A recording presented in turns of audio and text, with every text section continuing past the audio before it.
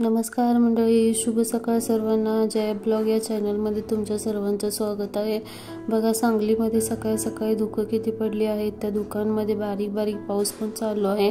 असं वाटत होतं की बर्फ पडतो की काय, आता एवढे धुकं बाहेर पडले होते। बघा, व्हिडिओ शेवटपर्यंत बघा। सगळ्यांनी लाईक करा, शेअर करा आणि सबस्क्राईब करा।